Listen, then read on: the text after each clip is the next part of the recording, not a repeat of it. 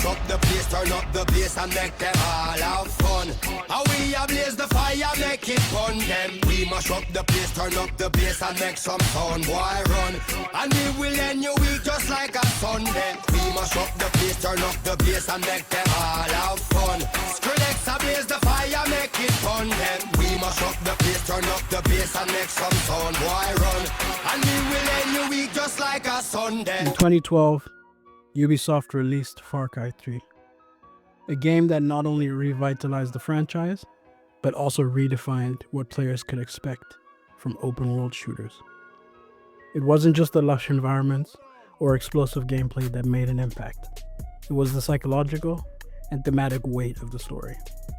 At its core, Far Cry 3 is a game about transformation, identity, and madness.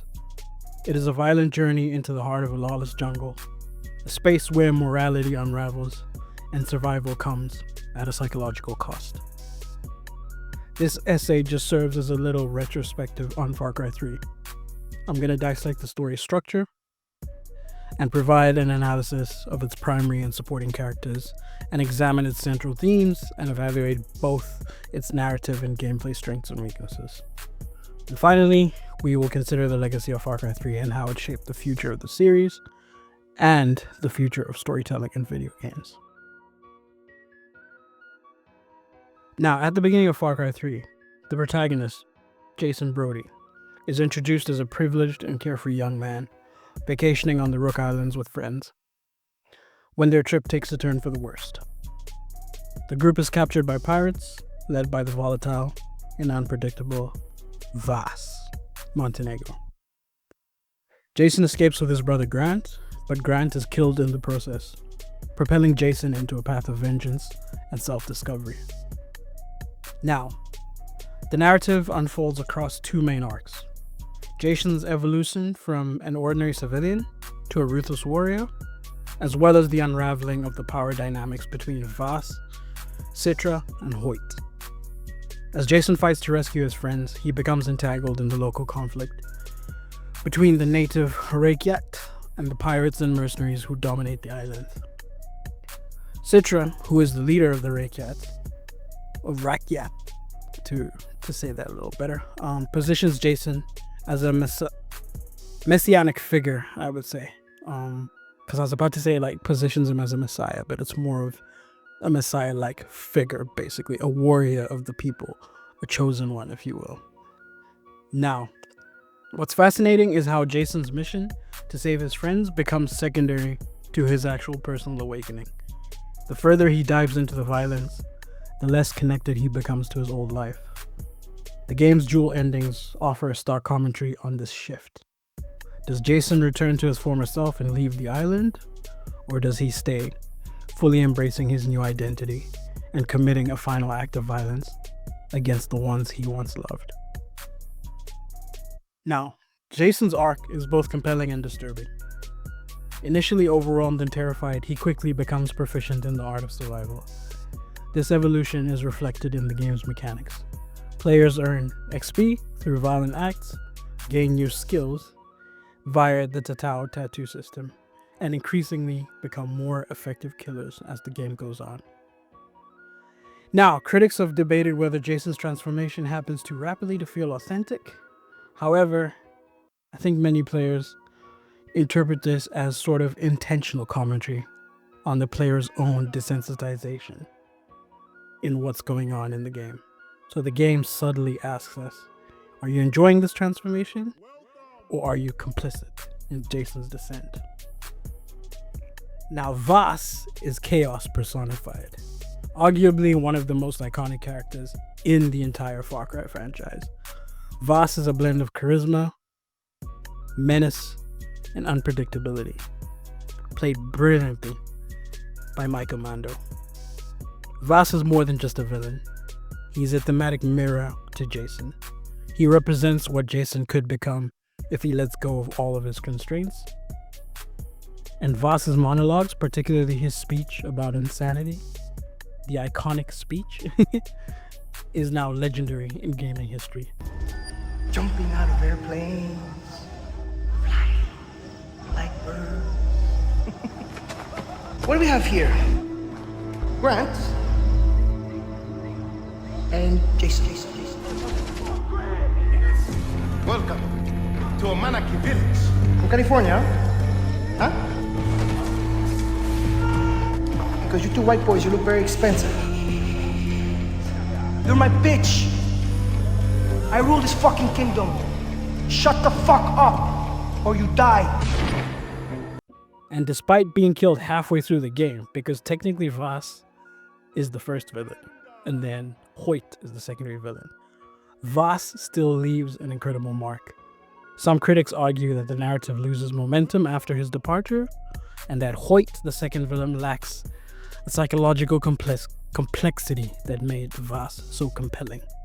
So people tend to argue that should they have switched it around and sort of made Hoyt the underboss and then made Vas the main villain of the entire arc.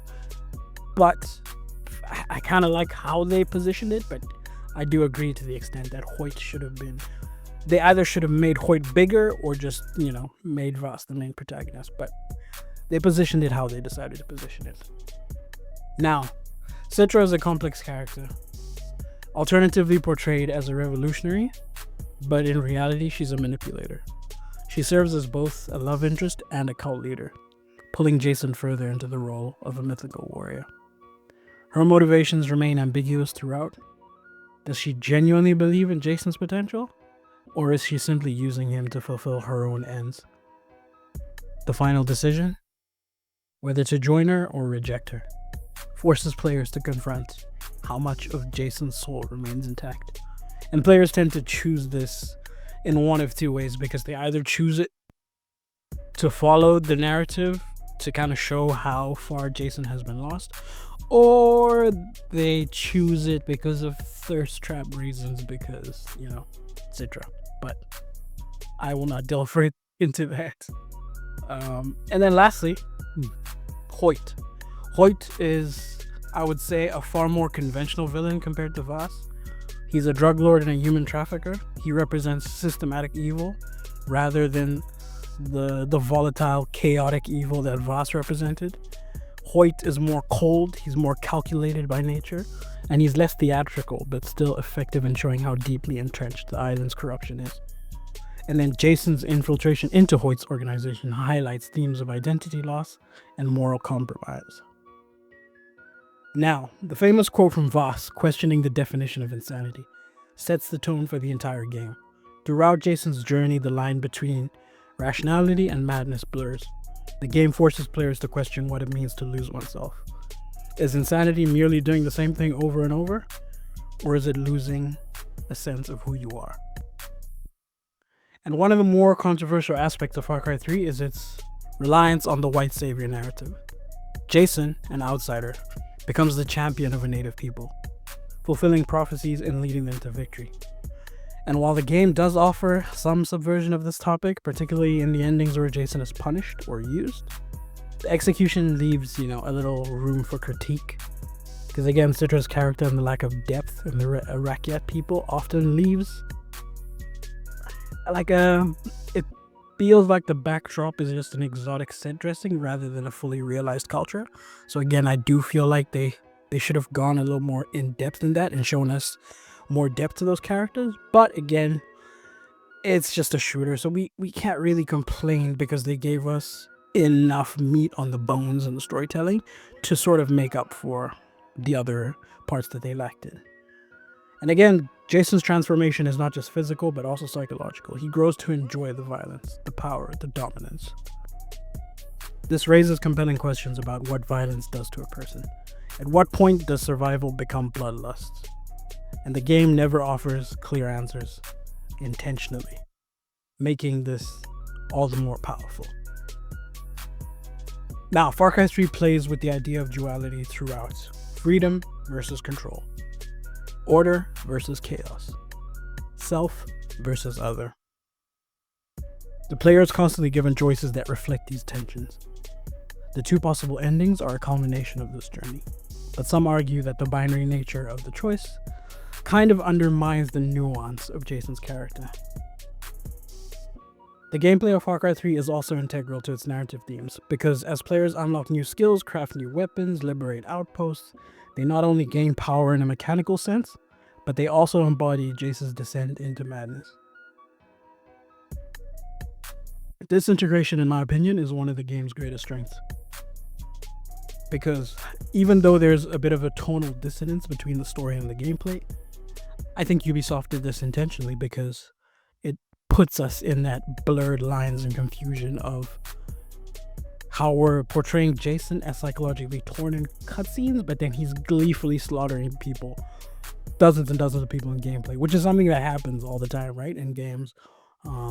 Uncharted is another example where Nathan Drake is always constantly the happy-go-lucky guy in the cutscenes and everything, but in gameplay, that's not what we're doing, that's not what we're portraying, like, so there's sort of like a disconnect. But I think Far Cry managed to make that disconnect tangible because we are seeing Jason's descent as it goes crazy, as the lines blur per se. Now, I think also the thrill of exploration and the emerging gameplay from all the encounters and the tactical freedom kind of made the game a benchmark of its time in 2012. I do know Far Cry is not as beloved anymore as much of Ubisoft's franchises, where they've sort of descended into a bit more generic storytelling, but this one still stands out as one of their better told games. And I think at the time, Far Cry 3 set a new standard for the series, and it inspired countless imitations. The narrative depth was good, the characters were memorable, and the philosophical ambition was ahead of its time in that mainstream AAA shooter space. I think further entries in the franchise attempted to replicate this formula, be it Far Cry 4, Far Cry 5, which I've also done a video about, and Far Cry 6, but none quite captured the same spark afterwards. None of them really hit the same as I would say Far Cry 3. And again, the game's use of a morally ambiguous protagonist and a charismatic villain influenced how other developers approach character-driven storytelling games. So Far Cry, was ahead of its time. Far Cry 3, that is. Now, just to conclude, I would say Far Cry 3 stands the test of time because it challenges players to look inwards. What does it mean to become a hero? Is heroism even possible in a world ruled by chaos and violence? Through Jason Brody's transformation, the game critiques not only its characters, but also the player's desire for power and control. Despite some of the narrative contradictions and the problematic stereotypes, I think Far Cry 3 overall remains a masterclass in atmospheric storytelling, character development, and thematic complexity. It's a game that dares to ask difficult questions and leaves players haunted long after the final credits roll. As Jason Brody stares into the jungle stares back.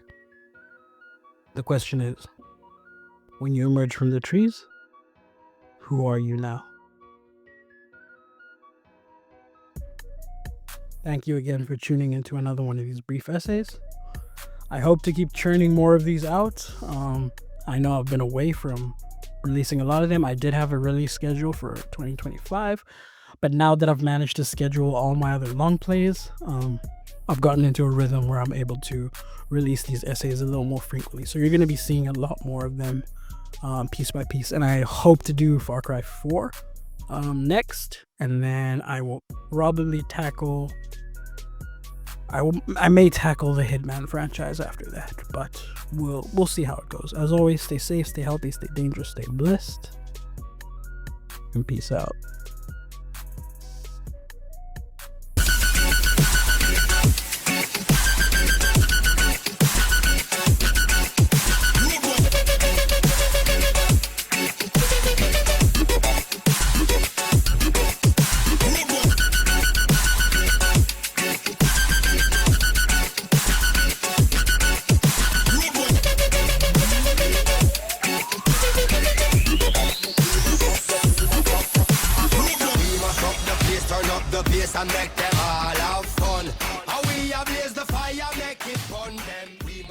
Did I ever tell you the definition of insanity is?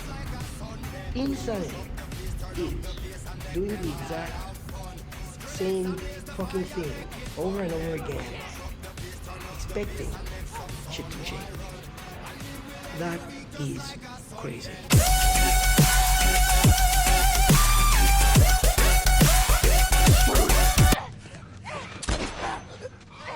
Right there. Shit. Imagine having to put down your own brother. Oh my god. Oh.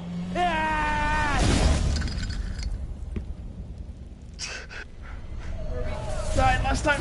Come on, let's go. Woo.